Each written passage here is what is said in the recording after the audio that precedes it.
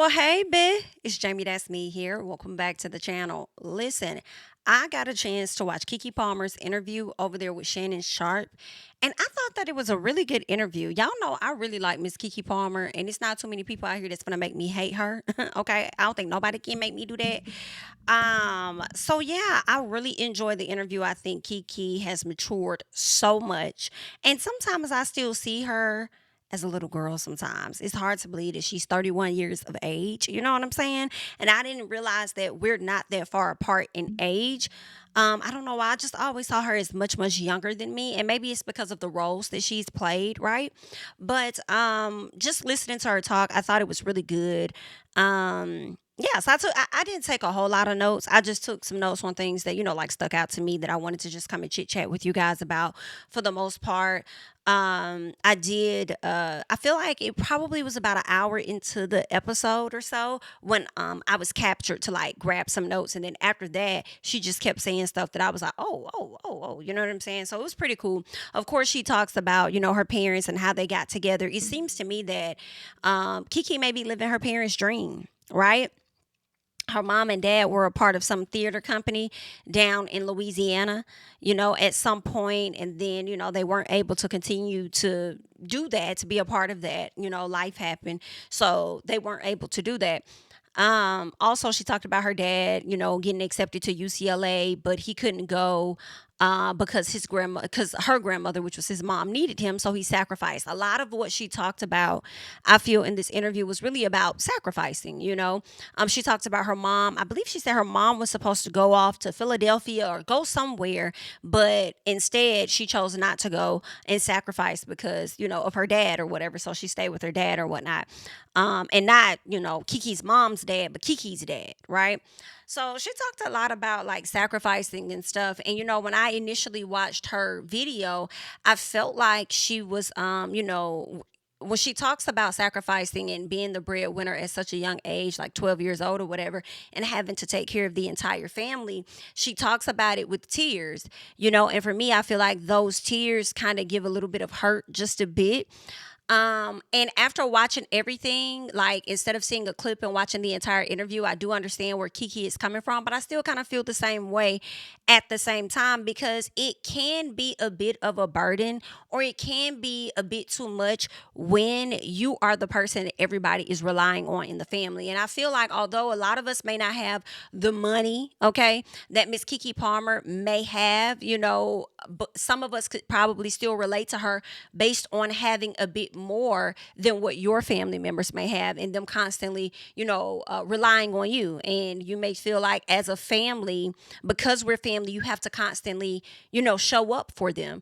And I agree and I disagree. I feel like you should sacrifice with a boundary at the same time. You know what I'm saying? Like if you want to sacrifice some things, and look out for the family, I do feel like there should boundaries should come with that because I feel like when you're often looked to as the person that provides and gives and gives and gives and gives and gives, I feel like it could potentially lead to people taking advantage of you. And that may not be Kiki's situation, but that's just my belief of it. I think that it will lead to people likely taking advantage of you. And sometimes you hate to be the person that gives and gives, and people aren't checking up on you, seeing how you doing or anything like that. Not too different than Marie of Bell Collective and her situation, but either way, it was a good interview overall. I did enjoy it. And where I kind of started my notes at was when she talked about her mom. First of all, shout out to her mom who was extremely involved in her career. And that's something I wish a lot of moms would have been with involved in the kids' careers, because when you watch this Nickelodeon, or I think it was Nickelodeon's documentary or whatever it was, and so many parents just left their kids to go and do their thing on set and not really recognize the fact that your child is being violated. Maybe they didn't care because they were too busy cashing checks or something. I don't know, but I love to see how active parents are in their young kids' lives and careers when they're entering this entertainment industry, because ain't nobody gonna have your back like your parent. And a parent's gonna, at least they're supposed to, because some parents have taken advantage of their kids, right? So I love a parent that's gonna do right by their child, learn the business to make sure that nobody else gets over on your child. You out here just letting whatever happened, and the money that for the sake of whatever money you get. But if you really know how to play the game, you about could be getting even more money. Okay. But it could be different because some parents probably was playing the game, still, was able to get more money and their kids still was being played over. Or either that or they was using up their damn money. But either way, shout out to Keke's mom for getting her a business manager. She said at the age of 12, Keke ended up becoming a millionaire at the age of 12. These were things that I did not know. So shout out to that. Her mom wanted her daughter to know, like, I'm not the one controlling your money. Okay. Somebody else is managing your money. Now, they did this because there was another kid whose parents managed the money and pretty much took all their money. And you know what's crazy? That happened with a lot of white kids in the entertainment industry. That happened with a lot of them. But shout out to her mom for the forward thinking and making sure that her daughter understands that, we're not spending your money. But there was one thing that I can't say I fully agree with. And y'all leave y'all thoughts down below. And I know y'all gonna do that anyway, because girl, that's really just how y'all is, okay? There was one thing that she mentioned that I wasn't in full support of. And that was her sister getting an allowance. Just a little piece. Now, granted, here's the thing, y'all. This is just my opinion. Okay. They did what they felt was best for their family, okay, at the time. But I just probably would not have what you getting an allowance for? What work you putting in? That you finna get all that? Tell me what you need, and then I'll go in there. Now I'll take care of it. We'll get it done. But what you getting an allowance for? And you know what? I didn't think about y'all. I'm just now thinking about it in this moment. Maybe the parents gave the other child a allowance because maybe she didn't want her to feel any differently than Keke, being that Keke is the one that's able to go out and book the roles, opportunities, whatever the case is, right? So maybe she didn't want her to feel too different that Keke gets her allowance and she's getting these thousands of dollars. Now, maybe she didn't even get as much as Keke, but she could have probably gotten a smaller amount, and they just wanted to be fair amongst their daughters, even though Keke was the breadwinner and taking care of everything for the family, They talked about with the business manager and the program that they had Keke set up on, she was guaranteed to always get 10% of her money, period. She was always going to get that. But with the remaining money, her mom ended up quitting her job. Her dad, I think he stopped working. I think he had a pension. I don't know if he, ended up using all of his money from his pension or whatever. So at some point, if the parents are not working and they need this money, if the parents are not working and they need the time to really zone in and focus in on their daughters' careers, then they needed to be able to take care of the household in some type of capacity. And they had to use Keke's money to do it. Okay. Some part of me don't really fault them. I think initially, like listening to her talk about it, I'm like, she don't seem to have liked that. But the more she talked about it, I also felt like when I watched the clip itself, it was coming off as though she was saying things to make herself feel good about having to sacrifice for the family. And I feel like some of that could be true, but at the same time, in order for me to get to where I'm at, it may, and Hollywood being so up and down, and you have to be available at the drop of a dime. And if you're young, you can't drive and you got to get to set this and that. Like, it's going to require not only you as a child to be available, but for your parent to be available as well. So with that being said, I do kind of understand why the family did what they did. And I'm sure at the time, Keke probably was just happy about it. They may have had a conversation with her. She didn't say that, but maybe they did have a conversation. If her mama was so willing to tell her, like, hey, I got you a business manager.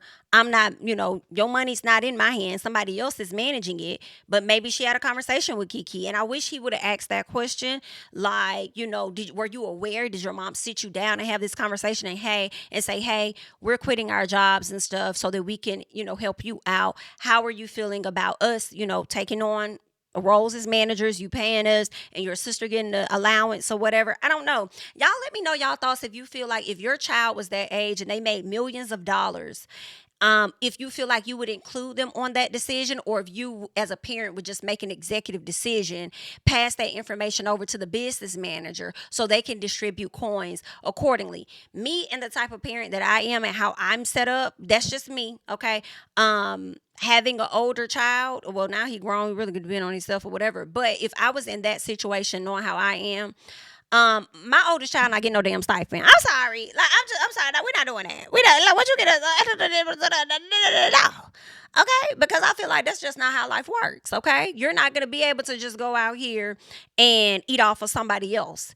Right? What is your passion? What is your goal? What are you trying to do so that we can put in that energy towards you as well as we are with your sister? And if it's just going to school, okay, cool. Now, I'm not saying mama and dad ain't finna give you no money. Like you gonna get a piece. Okay? But to think that you're owed any allowance off of your sibling, no. Now I tell you this, if I go to your sibling and have a conversation and that sibling is okay with it, then cool, because when it comes to a child's money, in my opinion, especially at that age, and they're making like I would want to include them in on that. You know what I'm saying? I don't know. I feel like, I mean, a lot of people, parents feel like you're a child, you do as I say, whatever, whatever. But I'm like, they're a little human growing into a little adult. I'm gonna let you know that your feelings are, considerated and considered, and how you feel about this. You know what I'm saying? So I don't know. I mean, maybe they had a talk with her and she was okay with it. But I was like, girl, what the hell she getting a stipend for? What she did? But she seemed to be proud to have helped her sister later in life to be able to go off to, FAMU. I think she said her sister went to FAMU or something, go off to college basically. So she talked about that. But yeah, at the end of the day, I think the family did what made sense for them and what was best for them, even if I felt like I wouldn't have handled it in the right situation. I wasn't in their shoes, okay? What else did she talk about? She feels like what's hers is theirs, according to Keke. She said she would do it all again. And I was like, I hear Keke, but I think there still may be a bit of hurt there, to know that you had to carry everybody. And because that is the foundation that was created, I feel like, as life progresses, you may still be that person. And I think that gets tiring. Okay. I ain't even got as much money as you. Okay. And I've been in that position. And I think it does get a bit tiring. It's not that I won't look out or anything, but you know what I'm saying? They may always, when things aren't going right, they're going to fall back on you. And I just, I get it. But she loves her family. And she says she'll do it 10 times over. So whatever. What else? I said sometimes it's hard to be the one to be relied upon. Not that you're not happy to do things for the family at times, but it can be a bit of a burden at times. And I feel like that is where the tears came from. So even when she has those moments of feeling bad, like, ugh, at the same time she flips to, well, they sacrificed for me. So I think she may feel like she owes that to them. Right. So hey, what else? She also gave up her childhood too, right? She talks about that. I think that's an emotional point for her too, when she reflects on how she had to hold the family down since she was 12, because she was homeschooled. She didn't really get to go to school with other folks and mingle in the hallways and have all these best friends and go to sleepovers, do all that. She didn't really have that. Her friends were the people she may have met on set. And even with that, it may not last long because you're only on set for so many months. And then you kind of move on to the next project, unless you're doing like an episodic and you're going to be on there for God knows how long. Then you may form friendships then or whatnot. But it was very different for her.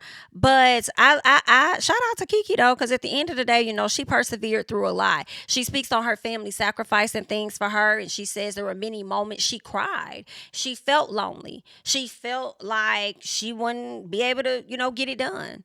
She wouldn't be able to do things, and, she persevered through it. So let's see. She also talks about how her mom didn't play about her in this industry. And I mentioned that already. Now, listen, there was a point in this interview that was really weird. So y'all remember back when Keke was caught out with her baby daddy, they were standing together. It was like a first photo of them that resurfaced. They were standing together. I think he was holding the baby and she was standing next to them, and she had a pudge in her stomach. So she kind of looked pregnant, right? Then there was a post of her on a page where she had this gold dress on. I think it was gold on her page. And one of her friends left a comment in the comment section that kind of alluded to her potentially being pregnant again. Okay? And Keke had to kind of clear that up. Now, Shannon Sharp says something where I feel he kind of slipped up. And now I'm wondering, one, did Keke get pregnant? Did Keke have a baby? Did Keke hide a child that, we don't know nothing about it? When she's ready to bring it out, she'll bring it out. I don't know. Is she currently pregnant? I don't know. But he says something where he talks to her about having a liquor sponsorship. And she was like, "Oh, you trying to give me a liquor sponsorship?" Because first he said, you got a liquor sponsorship, or you want a liquor sponsorship, but you're pregnant." And she was like, she kind of sat there for a minute because she didn't catch it. Then she caught it like, "Oh, huh?" So she paused. She caught what he said. And so she says that she wants to taste it. And he was like, "No, you breastfeeding." So he tried to change it real quick, saying she was breastfeeding. She said, "I'm not pregnant." That's what she said. Okay. Now, I don't know if she was saying I'm not pregnant anymore. I don't know what the hell, girl. She just said I'm not pregnant. Okay. And then he said, "You're not breastfeeding," or whatever. She was like, I don't even know if she answered it. She just laughed and said, "I see what you did there." That's a question a lot of people have been asking, but I see what you did there. Okay. So it was an awkward, funny moment. And I'm still questioning if she really was, if she really is, or what's happening. And whenever she's ready to let us know, she will, because it's her business, right? But she did make sure to take a sip of his alcohol. And I feel like she was so focused on making sure that she did that so that it could prove something to the people that may believe that she's pregnant. So it would confirm that, oh, she must not be pregnant because she took that sip. You know what I'm saying? But I don't know, girl, because I don't know.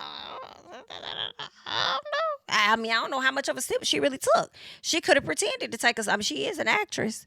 Okay? She could have pretended to take a little piece of a sip and then something that tastes good. So we'll have to wait and see. But that's when he asked her about whether she wants kids. And she's like, "Oh, I want 10 of them. I want 10 kids." You know what I'm saying? She was like, "I think it would be great to have a little Loretta." Girl, I hollered.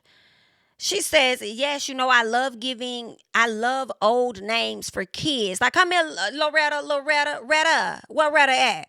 She says, or Mildred, aka Millie. I said, "Girl, I can't." I would cuss my mama out every day if you just sat up there and named me Mildred, bitch. You came out better giving me at least a piece of Loretta, girl. At least I'll take a Loretta over Mildred. But Mildred, oh, we gonna have to, girl. We gonna be at it all the time. Okay, name change as soon as possible. Mildred. But that was funny. Okay. What else? We also learned that Keke did terminate a pregnancy. I don't recall that. Didn't know anything about that.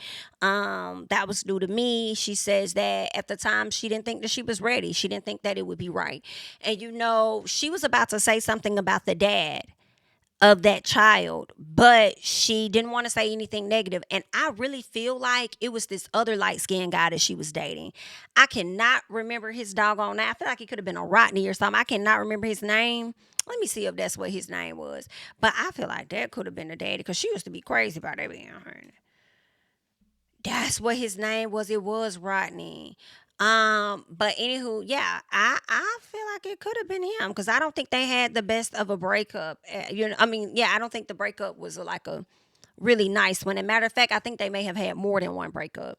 And I also think he was a bit older than her as well. So yeah, I definitely understand if she felt like she was not ready at that time, because she was younger than him. So I don't know the time frame in which she got pregnant, but she decided to make the best decision for her, which was for her to not move forward, with that pregnancy.